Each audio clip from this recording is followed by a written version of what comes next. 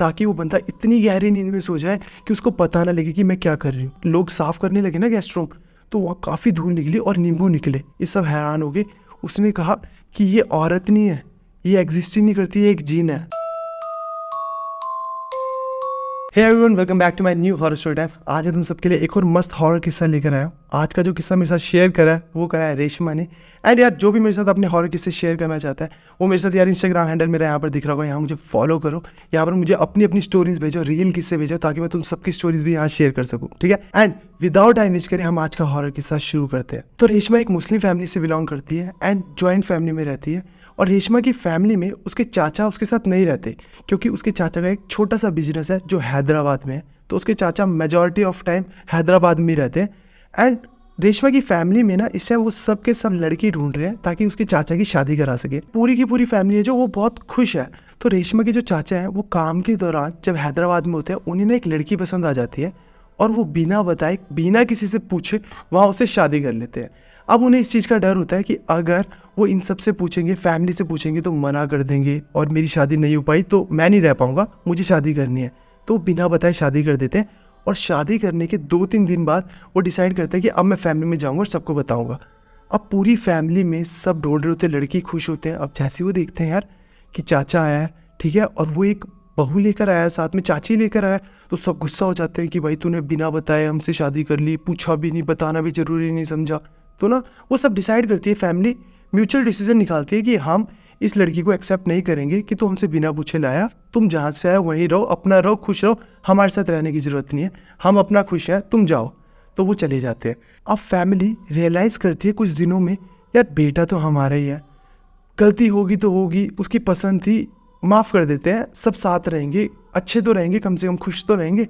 तो ना सब डिसाइड करते हैं, दादी, उसकी मम्मी, रेशमा के सब डिसाइड करते हैं, घर के बड़े, कि ना माफ़ कर देते हैं और उन्हें बोलते हैं आ जाओ, घर आ जाओ, कोई बात नहीं। अब जैसी चाची घर पर आती है, चाचा घर पर आता है, जो चाची होती है वो बहुत क्लेवर होती है। वो हर किसी से इतनी अच्छे से बना लेती है अपनी, रेशमा के भाई बहन, रेशमा की मम्मी, रेशमा की बड़ी मम्मी, रेशमा की दादी, सबसे इतनी अच्छी बना लेती है कि सबकी नज़रों में नहीं जाती है यार ऐसी लड़की तो हम ढूंढ के भी नहीं ला पाते, इतनी यार काम मान रही है, कुछ लाना है तो ये ला रही है, पैर दबाने ये दबा रही है, खाना बनाना ये बना रही है, बाहर से कुछ लाना ये ला रही है। पर ना रेशमा की जो दादी होती है उनको ना उसकी चाची से कुछ फीलिंग ही अच्छी नहीं आ रही होती, एक नेगेटिव ऑरा होता है ना वो क्रिएट हो रहा होता है। उनको ना बड़ा गंदा महसूस होता है जब भी वो चाची उनके सामने आती है।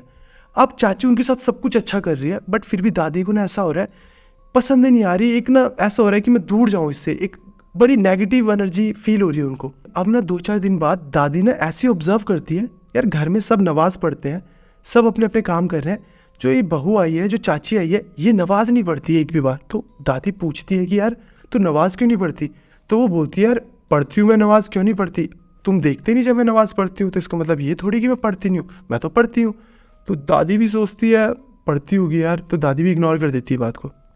अब ऐसे ही ना कुछ दिन और बीते और जब से ना रेशमा के चाचा की शादी हुई होती है चाची से, तब से ना रेशमा के चाचा की ना तबीयत थोड़ी सी ख़राब रहने लग जाती है। उन्हें बुखार होना शुरू हो चुका था, तो ना उनकी तबीयत थोड़ी वीक रहती थी और अब ना थोड़ी ज़्यादा ख़राब होनी शुरू हो गई थी। उनके फेस पे काफ़ी सारे एक्ने, काफ़ी सारे पिंपल, उनको पूरा पूरा दिन थकान रहती थी, कुछ काम करने का मन नहीं करता था, ऐसे ही बैठे रहते थे पूरा पूरा दिन। तो ना उन्होंने डॉक्टर को दिखाया कि यार जब से शादी हुई है ना तो शायद से इसके मन में स्ट्रेस था, इसने लव मैरिज करी है कि हम मानेंगे नहीं, तो उस वजह से बीमार हो रहा है थोड़ा। तो डॉक्टर ने रिपोर्ट्स वगैरह चेक करी, डॉक्टर ने कहा बिल्कुल ठीक है यार, फिट एंड फाइन है, कोई प्रॉब्लम नहीं है। अब कोई प्रॉब्लम नहीं है तो दादी परेशान है इनके घर में, रेशमा की कोई प्रॉब्लम नहीं है फिर भी बीमार होता जा रहा है, क्या प्रॉब्लम है? अब 2-4 दिन ऐसे ही और बीतते हैं। रेशमा के दादी एक दिन ना बाहर वॉशरूम आते हैं, वो देखते हैं चाचा के रूम में जो चाची आई थी नवी, वो ना उठी, उसने बिछाया और वो ना कुछ कर रही है, कुछ पढ़ रही है। तो उसकी दादी को लगा नमाज पढ़ रही है, तो वो हैरान, यार दिन में पढ़ती नहीं है, कभी दिखी नहीं, और आधी रात को 1:30-2 बजे नमाज पढ़ रही है। कुछ उनको ना और डाउट हुआ, तो उन्होंने ना सुबह मॉर्निंग होते पूछा तू रात को क्या कर रही थी? तो उन्होंने कहा मैं नमाज़ पढ़ रही थी। तो दादी कहती कि इतनी रात को? उसने कहा कि मेरा एक टाइम का नमाज मिस हो गया था तो इसलिए मैं रात को पढ़ रही थी, क्या बड़ी बात है, आज ही तो पढ़ी है, मिस हो गई थी।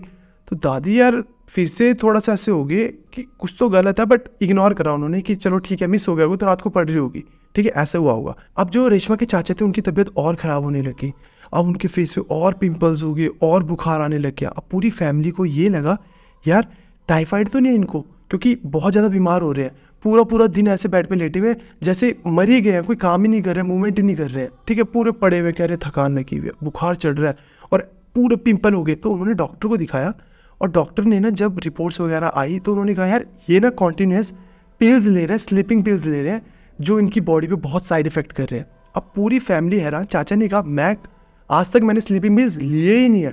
पूरी फैमिली कह रही है हमने भी नहीं दिए, ना हमारे घर पे कोई खाता है, ये भी नहीं खाता है, ऐसे कैसे हो सकता है। अब पूरी की पूरी फैमिली टेंशन में है और जो वाइफ थी ना वो चाची, वो भी ऐसे एक्ट कर रही है, क्या हो गया मेरे पति को, ये ठीक क्यों नहीं है, ऐसा क्यों हो रहा है। अब रेशमा के चाचा ज़्यादा बीमार फील कर रहे थे तो ना डॉक्टर ने एडमिट कर लिया, कह रहे रिपोर्ट्स क्लियर है बट एडमिट कर लिया कि ग्लूकोज वगैरह चढ़ा देते हैं, ठीक है।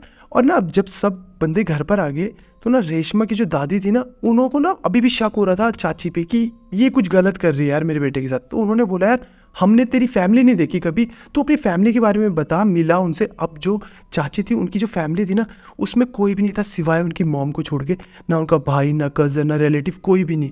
और वो जो मॉम थी ना उनकी, वो ना ब्लैक मैजिक, पैरानॉर्मल, इन सब चीज़ों की रिगार्डिंग बहुत बात करती थी। तो जैसी दादी ने कहा यार तो अपनी फैमिली से मिला, वो ना एकदम से ऐसा हो कि नहीं नहीं वो हैदराबाद में रहते हैं, वो कभी और आएंगे, अभी नहीं, अभी दूर है। तो दादी ने कहा यार तू यहाँ बुला ले अपनी मॉम को, हमारे घर पे गेस्ट रूम है, यहाँ बुला, यहाँ बातचीत कर लेंगे। तो बहुत कन्विंस करा और वो मान गई, ठीक है। तो अब जैसे उसकी मॉम आई तो दादी ने यहाँ पर क्या कहा, सर्वेंट्स को कहा कि यार तुम ना गेस्ट रूम है उसको साफ़ करो, कोई गेस्ट आने वाला है। तो अब जैसे सर्वेंट लोग साफ़ करने लगे ना गेस्ट रूम, तो वहाँ काफ़ी धूल निकली और नींबू निकले। तो उन्होंने नींबू दिए रेशमा की मम्मी को और दादी को कि नींबू निकले वहाँ से। अब दादी ने सोचा यार कि काफ़ी टाइम से रूम बंद था इसलिए धूल थी, पर नींबू गिर गए होंगे शायद, इग्नोर करा। अब जैसे उसकी मॉम यहाँ के रहने लगी, अब क्या हुआ, रेशमा के जो चाचा थे वो अभी भी ना और बीमार होते जा रहे थे।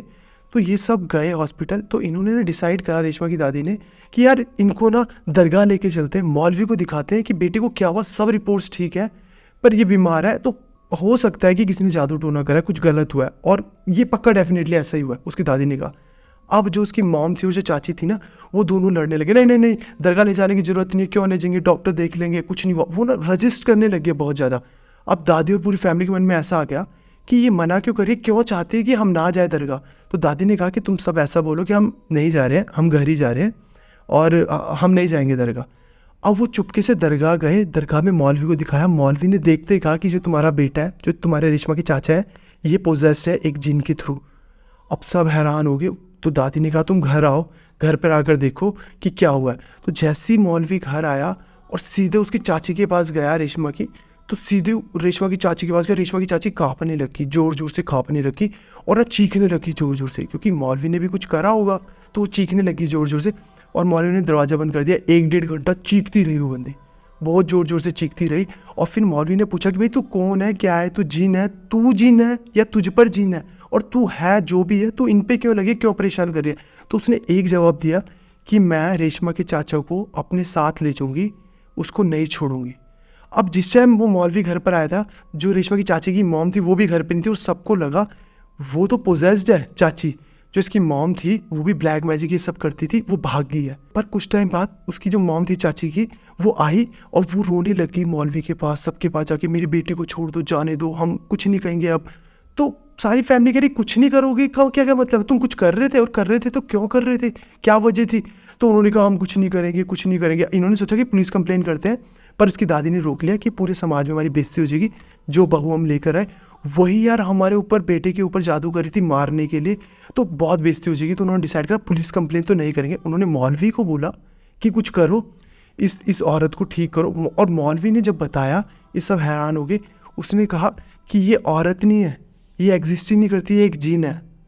अब सब हैरान हो गए, एक जीन है। तो पता लगा कि जो उसके चाचा थे उन्होंने एक जीन से शादी करी थी और वो जीन शायद उसके मॉम ने ब्लैक मैजिक के थ्रू इस पे लगाया था कि इससे शादी करके, और वो जिन इसको मारना चाहता था, चाचा को, जो रेशमा के चाचा थे, तो सिर्फ मारना चाहता था। अब इनको ये क्लियर ही नहीं हुआ वो जिन किसने लगाया, वो जिन कहाँ से आया, वो औरत क्या थी क्या नहीं थी, क्योंकि वो तो इंसानों की तरह घुल मिलकर घर में घूम रही थी, ठीक है। तो अब पता लगा बाद में कि जो वो रेशमा की चाची थी ना, वो रात को उठकर जब वो जो भी करती थी, वो क्या करती थी, सोने से पहले रेशमा के चाचा को दूध में एक स्लीपिंग पिल मिला कर देती थी, हमेशा एक स्लीपिंग पिल मिला कर देती थी, ताकि वो बंदा इतनी गहरी नींद में सो जाए कि उसको पता ना लगे कि मैं क्या कर रही हूँ। और वो जो रूम में नींबू वगैरह मिले थे वो भी रेशमा की चाची ने ही रखे थे, और जो इसकी मॉम थी वो ब्लैक मैजिक करती थी। तो अब इस दौरान जब ये सब कुछ चल रहा था, 1-2 दिन जब ये सब कुछ चला, उसकी मॉम, जो चाची की मॉम थी, वो रेशमा की चाची को लेके निकल गई, जैसे तैसे निकल गई वहाँ से। कैसे भागी कुछ नहीं पता लगा, वो निकल गई। अब सबको यही पता है कि वो जो औरत थी वो एक जिन थी। अब ये नहीं पता कि वो जब लेके निकल गई, वो मतलब मौलवी ने बताया वो जिन थी, कि वो औरत जो लेके निकली वो उसको अपने साथ ले गई या उस जिन को आज़ाद कर दिया, या वो उसकी बेटी थी या नहीं थी, इस बारे में कुछ भी पता नहीं लगा। बट सिर्फ इतना पता लगा वो जिन इसके चाचा को मारना चाहता था और अपने साथ ले जाना चाहता था। क्या पर्सनल ग्रजेस थे कुछ पता नहीं लगा। और जैसे ही वो निकल गया उसके 2-3 दिन बाद ही रेशमा के चाचा की रिकवरी शुरू होगी। एक्ने ठीक होने लग गए, पिंपल्स ठीक हो गए, उनको बुखार आना बंद हो गया, एक्टिव फील करना लग गए। अब उसके चाचा खुद कहने लगे, यार मैं एक्टिव फील कर रहा हूँ, अच्छा फील कर रहा हूँ।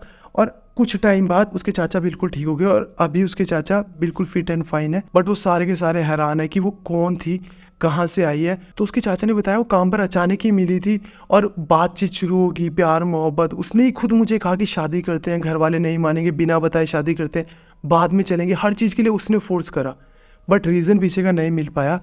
और रेशमा ने ये स्टोरी शेयर करी मेरे साथ, और रेशमा कह रही थी कि अब उनकी पूरी फैमिली ठीक है और अभी उनके ऊपर कुछ भी नहीं है। अब पर उसके अब घर वाले हैं जो मौलवी वगैरह से प्रॉपरली मिलते रहते हैं कि प्लीज़ चेक करो कि कुछ नहीं है, किसी का साया नहीं, किसी की बुरी नज़र नहीं है, ये सब प्रॉपर चेक करते रहते हैं। वो दो कौन थे, कहाँ से आए थे, क्यों आए थे, क्या बिगाड़ा था, इन्होंने क्या करा था, कुछ करा होगा जो पीछे पड़ गए, वो कुछ पता नहीं लगा। तो यार ये स्टोरी मेरे साथ रेशमा ने शेयर करी थी। तुम सबके क्या ओपिनियन है इस चीज़ के बारे में, कमेंट सेक्शन में मेरे साथ जरूर शेयर करना।